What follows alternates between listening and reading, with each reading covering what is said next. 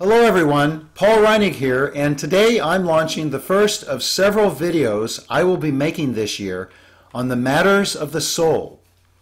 Today I'm going to share with you 5 things you need to know to stay emotionally balanced during 2012 and beyond. The energies in the world right now are chaotic, and this is causing a lot of frustration within many. This isn't necessarily a bad thing. In fact, it is precisely what our collective consciousness has called for, because there is a part of each of us that is very tired of the games we've been historically playing, both within ourselves and with each other. The 5 things I'm going to share with you today are going to provide you with an understanding of what's actually happening, so that you'll be able to deal with the chaos and frustration as it finds its way into your world this year. So let's get started.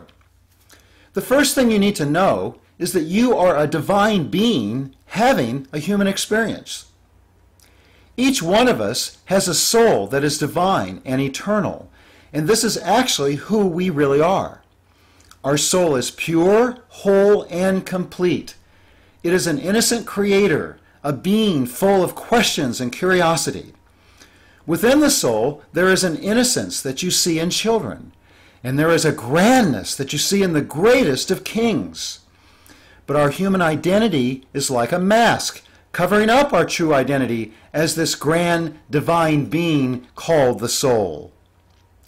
Now, the second thing you need to know is that your soul has had many expressions. You see, this grand being called the soul chose to have this human adventure in order to answer its questions, in order to fulfill its curiosity, in order to expand its innocence, and in order to add glory to its grandness. Your soul began this adventure a long time ago, and throughout history it has been sending parts of itself into this physical world, what I call human aspects. In order to have many, many diverse and different experiences, it was necessary for your soul to create the illusion of being separate from its human expressions.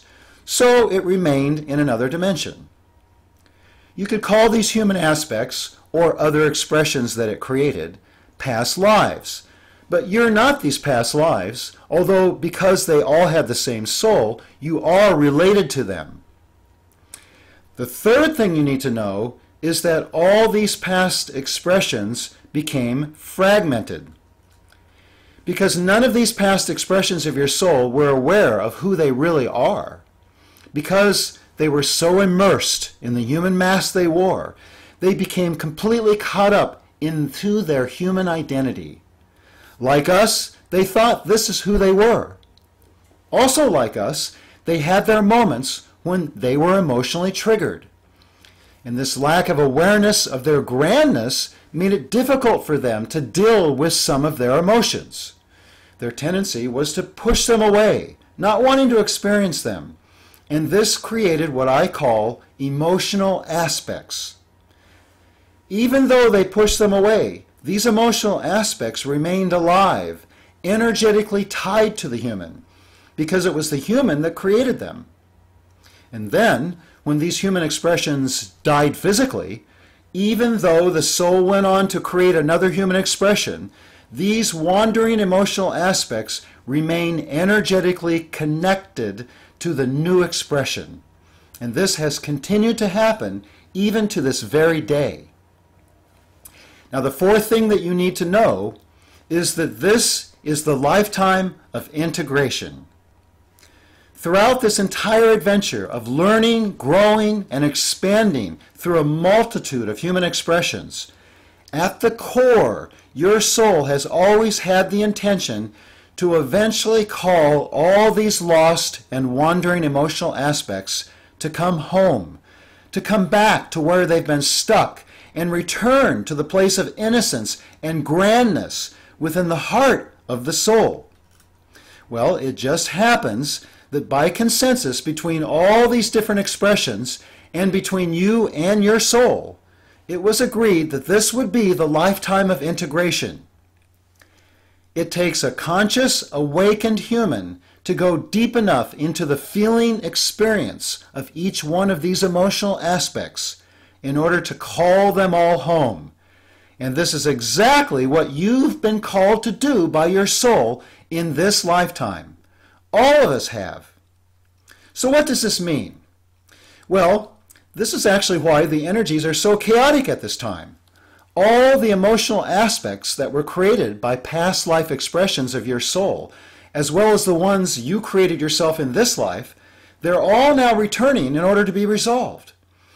This may sound like a huge weight to have to carry, but not to worry, because while those other lifetime expressions got lost deep into the human experience, this lifetime is different. You ultimately will not get lost. It's as if you came into this lifetime with a tether back to the soul, like having a connection back to your essence. None of the past expressions had this. Yes, it had to be buried for a while in this lifetime, which is what has happened in your life up until now. But it has always been there. It's like you jumped into the ocean where all these other parts of your soul have been lost and floundering, but you tied a rope around yourself so that you could come back to the ship. Now, the fifth thing you need to know is that you are the connecting point for all of your soul's expressions.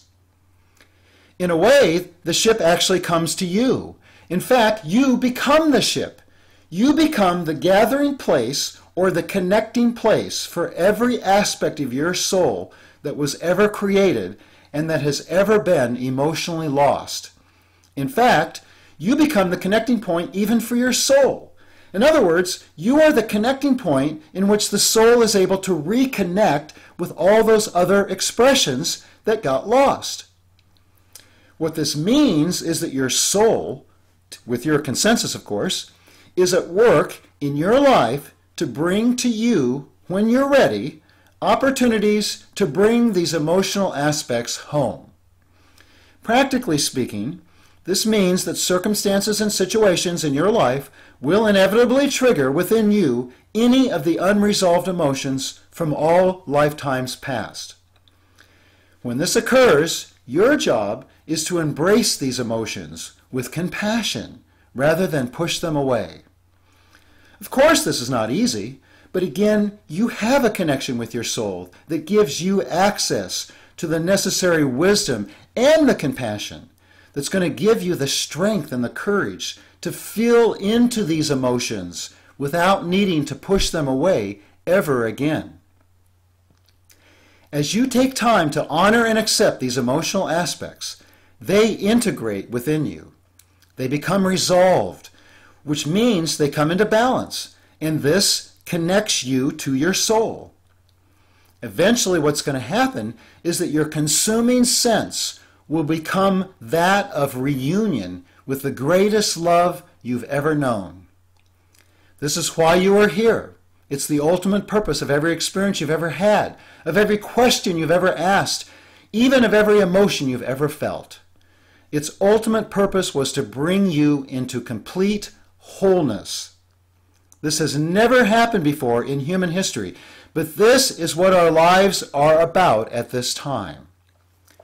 Now, to quickly review, the 5 things you need to know to stay emotionally balanced during 2012 and beyond are that you are a divine being having a human experience, your soul has had many expressions, all these past expressions became fragmented, but this is the lifetime of integration, which means you are the connecting point for all your soul's expressions to come home back to the heart. So when frustration or emotions of any kind find their way into your life this year, the most important thing to remember is that these are not your emotions. Even the ones you created in this lifetime are not really yours, because you and the divine soul are actually one and the same. You are simply the connecting point for inviting these emotions to return home. So feel them, express them if necessary, allow them to pass on through you, but don't own them. They won't overwhelm you. I hope this helps you to stay balanced this year, and I hope you all have a blessed and fantastic year.